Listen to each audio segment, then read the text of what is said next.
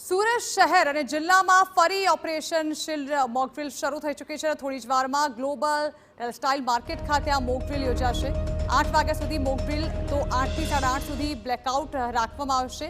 અલગ અલગ 51 સ્થળો પરથી સાયરન વગાડવામાં આવશે। કલેક્ટર, પાલિકા કમિશનર સહિત ઉચ્ચ અધિકારીઓ તેમાં હાજર રહ્યા છે।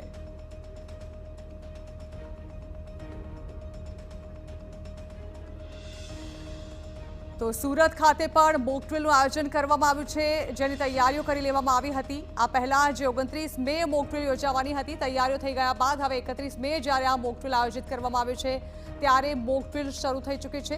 5 થી 8 દરમિયાન માટે મોકડ્રીલનું જે આયોજન કરવામાં આવ્યું છે, ત્યારે સુરતની અંદર ફરી એક વખત જે મોકડ્રીલનું આયોજન કરવામાં આવ્યું છે, સીધા દ્રશ્યોની અંદર જોઈ શકાય છે કે ગ્લોબલ માર્કેટ છે વરાછા વિસ્તારમાં આવેલી જે ગ્લોબલ માર્કેટની અંદર જે મોકડ્રીલનું જે આયોજન કરવામાં આવ્યું છે, મોટી સંખ્યાની અંદર અધિકારીઓ, ફાયર જે જવાનો છે તે ઉપસ્થિત છે।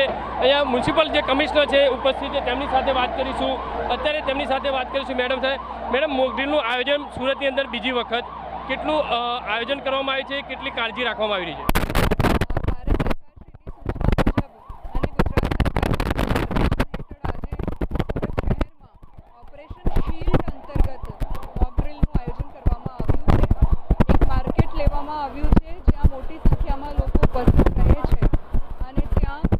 વિભાગો સાથે સંકલન કરીને ઓપરેશન શિલ્ડ અંતર્ગત કાર્યવાહી કરવામાં આવી રહી છે।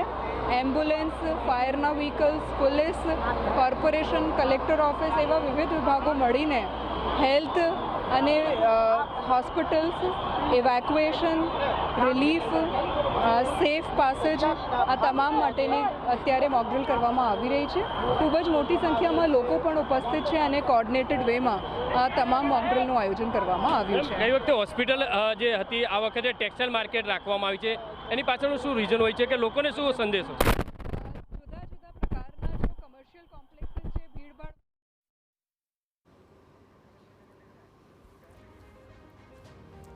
તો સુરત ખાતે પણ હાલ મોકડ્રીલ જે આયોજિત કરવામાં આવ્યું છે અને જે ગ્લોબલ ટેક્સટાઇલ માર્કેટ છે ત્યાં આ મોકડ્રીલ આયોજિત કરવામાં આવ્યું છે।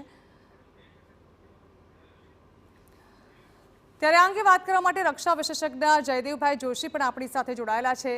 જયદેવભાઈ, પહેલા જ કહેવામાં આવ્યું હતું કે ઓપરેશન સિંદૂર જે છે તે પૂરું નથી થયું અને હવે મોકડ્રીલ ફરી એકવાર આયોજિત કરવામાં આવે છે અને કહેવામાં આવે છે કે હવે દર મહિને આ મોકડ્રીલ આયોજિત થશે, જે પણ સરહદીય જિલ્લાઓ છે ત્યાં।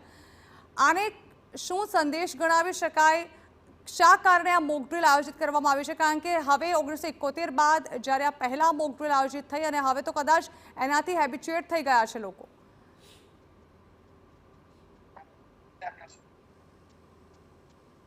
આ પ્રકારની મોકડ્રીલ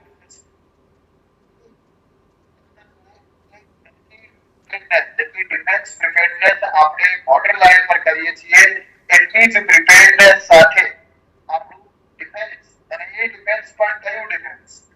આપણા નાગરિક શક્તિનું ડિફેન્સ અને આપણા રહેઠાણો વિસ્તારોમાં તથા વ્યાપારિક વિસ્તારોમાં આર્થિક અને સામાજિક સુરક્ષાનું જે ડિફેન્સ છે એ પણ એટલું જ મજબૂત થાય એ આ પ્રયત્ન કરવામાં આવી રહ્યો છે।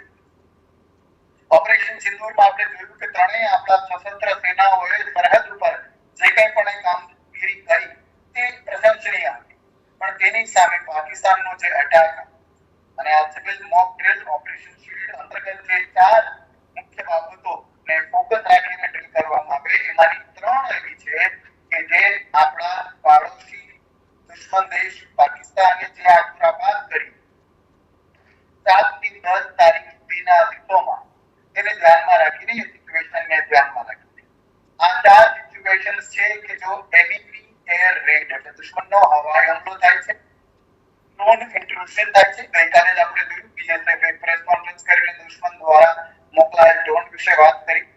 ત્રીજું જે છે એ છે કોઈ પણ દુશ્મનની મિસાઇલ સ્ટ્રાઇક છે। તો આ ત્રણેય કન્ડિશનમાં શું કરવાનું, નાગરિકોએ શું કરવાનું, સિવિલ ડિફેન્સની આગેવાનીમાં બાકી બધા જિલ્લા વહીવટી તંત્રના નેજા હેઠળ કઈ રીતે બધા ઓર્ગેનાઇઝેશન કામ કરવાનું તે વાત, અને આ કરતા જે ચોથો લક્ષ્યાંક છે ઓપરેશન શિલ્ડનો તે માસ ઇવેક્યુએશન કરીશું, એટલે કે બહુ જ મોટી સંખ્યામાં જે નાગરિકો તેમને એક જગ્યાએથી બીજી જગ્યાએ સ્થળાંતરિત કરવા, સેફ જગ્યાએ લઈ જવા, એ લઈ જતી વખતે પણ પેનિક ના થાય, અફરાતફરી ના થાય, તેમને કોઈ ઈજા ના પહોંચે, એઝ વેલ એઝ એમને સાયકોલોજીકલી પણ ઝટકો ના લાગે, એને નોર્મલાઇઝ કરો.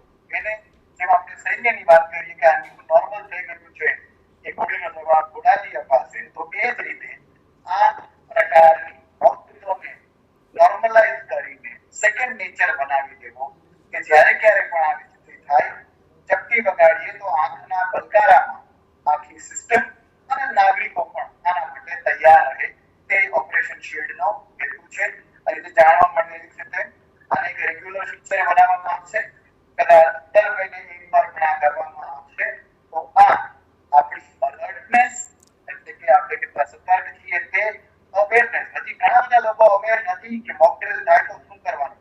મોક ડ્રિલ જવા દો, દુશ્મનનો હુમલો જવા દો, આ પ્રકારની સિવિલ ડિફેન્સ દ્વારા કરવામાં આવતી પ્રિપેરનેસ કોઈ કૃત્રિમ અથવા માનવ સર્જિત આપદા અથવા કુદરતી આપદામાં પણ કામ આવે, જેમ કે ધરતીકંપ અથવા બીજી કોઈ પણ.